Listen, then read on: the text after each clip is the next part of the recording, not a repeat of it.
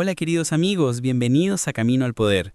En este capítulo analizamos el escenario rumbo a la segunda vuelta. Juan Manuel Astorga plantea que Janet tendría un camino complejo tras el bajo porcentaje obtenido en la primera vuelta, mientras que su contendor José Antonio Kast aparece mejor posicionado según las encuestas. Revisaremos los puntos fuertes y débiles de cada candidatura para entender mejor lo que podría ocurrir. Acompáñame a ver el video y luego lo comentamos. 26,85% el porcentaje que obtuvo Janet Jara en la presidencial en el día de ayer, 26,85 versus 23,92 de José Antonio Kast.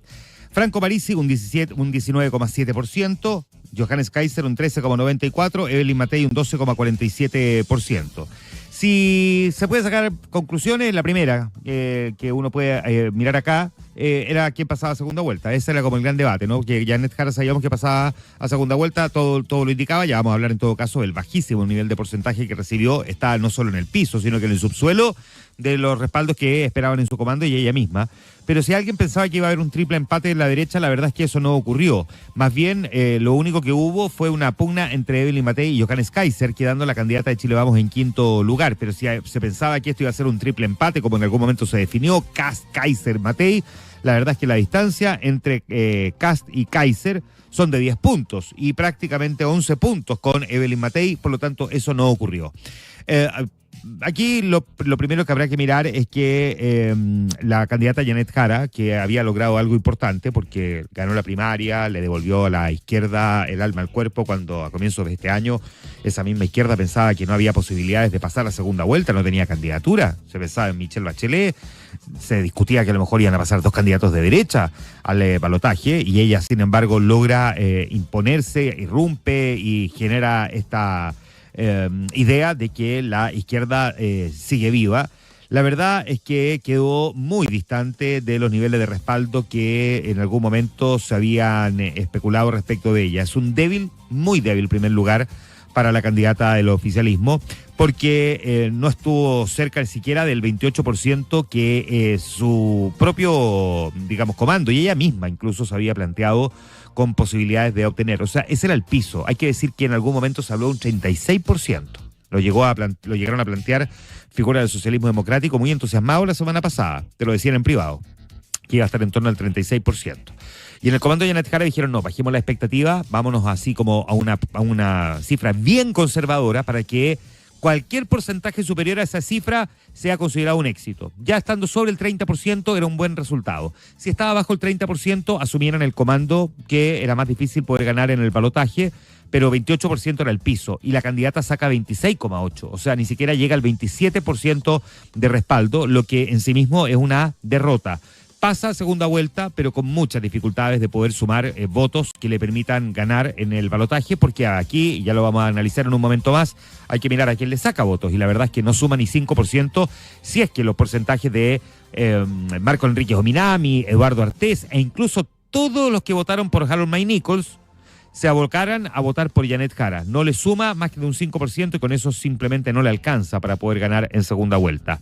Ella mostró fortalezas en regiones como Coquimbo, la Metropolitana, Valparaíso, Aysén, Magallanes, pero no fue suficiente para asegurar un caudal de votos relevante que la distanciara de su contendor, el republicano José Antonio Kast. A pesar de la fragmentación de la derecha, y esto es lo interesante también, José Antonio Kast logra quedar a 3 puntos de Janet Jara, lo que en sí mismo es una gran victoria. Se decía, si hay una diferencia de 15 puntos de Jara con Kast, ella tiene posibilidades de ganar el balotaje, y la diferencia fue de 3 puntos, lo que significa que, aunque nadie lo quiera decir abiertamente, Janet Jara probablemente ya perdió la presidencial. Es que no hay cálculo matemático que indique que tiene las posibilidades de sumar. De hecho, si José Antonio Kast suma el respaldo suma los votos de Evelyn Matei y de Johannes Kaiser, son 26%.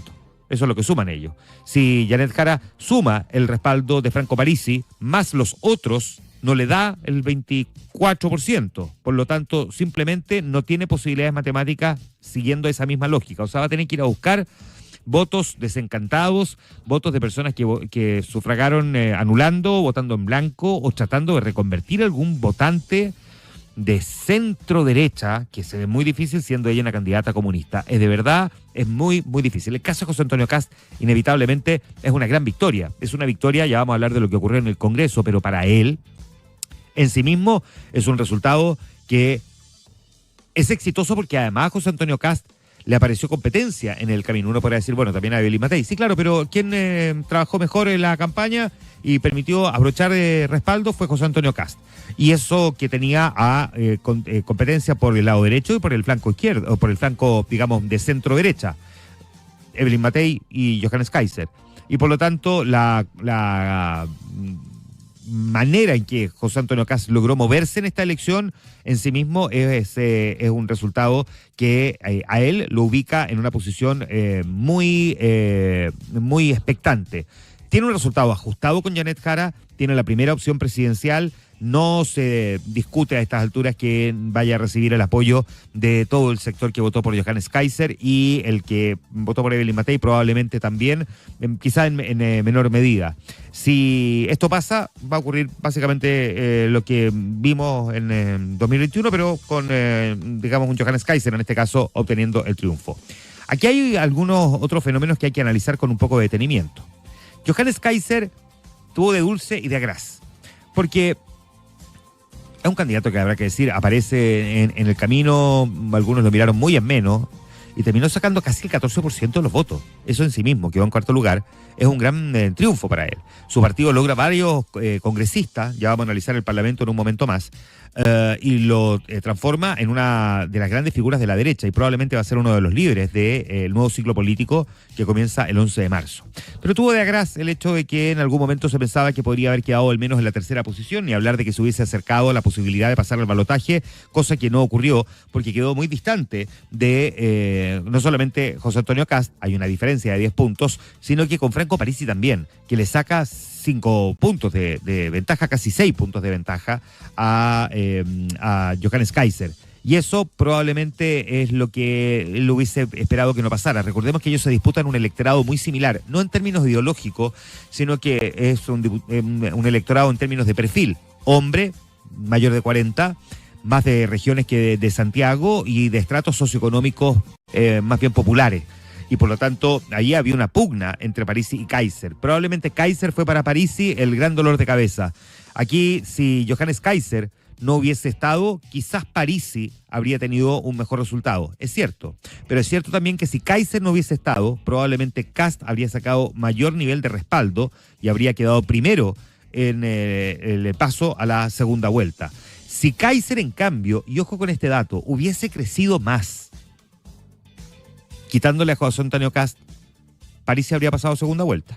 O sea, a Parisi, curiosamente Kaiser, que fue su verdugo, porque le quitó votos, al mismo tiempo lo pudo haber favorecido. Si Kaiser hubiese tenido un poco más de tiempo para construir una mejor campaña, le habría sacado votos a Kast, porque Kaiser le sacaba votos a Kast, bueno, un poco a Parisi, pero fundamentalmente a Kast, y eso habría permitido que Parisi quizás pasara a segunda vuelta, si la diferencia entre Kast y Parisi son de 4 puntos.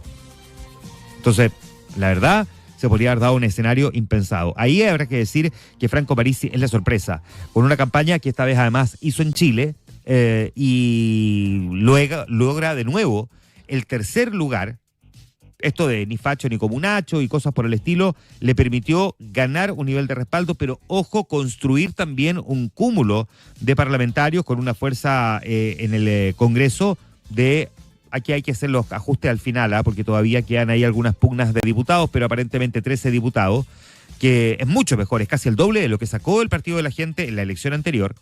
Y aquí el desafío de Franco Parisi será mantenerse durante estos 4 años como una figura vigente, pero al mismo tiempo que no se le desmorone el partido, porque tuvo diputados en la elección del 2021 y se quedó con 0 parlamentarios. Se le desdibujó completamente ese proyecto, lo ordenó en esta campaña, pero ahora tiene que sostenerlo durante esta discusión.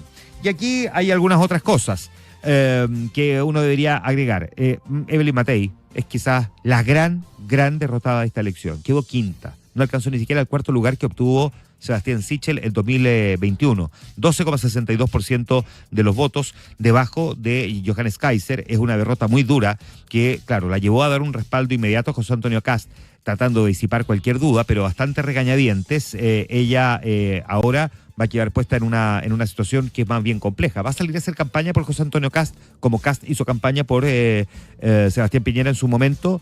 Se ve difícil. que esto vaya a ocurrir así como de buenas a primeras, ¿no? Y si es así, ¿qué es lo que va a pedir Chile Vamos a cambio?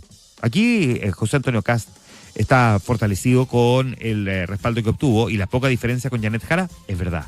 Pero no hay que engañarse en algo. Si bien la llamada nueva derecha, extrema derecha, ultraderecha, usted le dirá como quiera, quedó mucho mejor aspectado en el Congreso. La verdad es que para gobernar, José Antonio Kast inevitablemente va a requerir de figuras de Chile Vamos. Si no, corre el riesgo de vivir exactamente el mismo proceso que vivió Gabriel Boric, que la inexperiencia de gobernar lo lleve a tener que pedir ayuda y auxilio. Y es mucho mejor evitarse el tener que hacer ese llamado que tratar de configurar un respaldo para gobernar. No necesariamente gobernar con Chile Vamos en una especie de coalición, como lo hizo el presidente Boric con la nueva mayoría o ex concertación, pero al menos sumar a figuras importantes de ese grupo.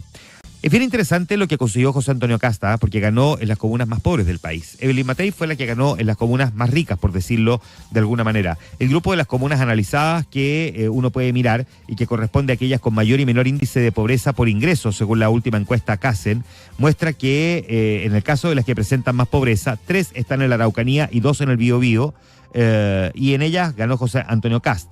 Él obtuvo un triunfo importante, tuvo su mejor resultado en comunas como por ejemplo el Lumaco. Si uno mira las comunas que tuvieron mayor o que tienen mayor ingreso. En conclusión, Janet llega a la segunda vuelta en desventaja y ahora intenta rearmar su estrategia tomando propuestas de Parisi y otros candidatos para recuperar terreno. Su plan Sumando Cambia Chile busca ampliar su base, pero deja claro que su campaña inicial no logró conectar. Kast, en cambio, llega mejor posicionado y sin necesidad de grandes cambios. Jara lanza críticas y apuesta por un último giro, pero el desafío es enorme y por ahora el panorama parece favorecer a Kast.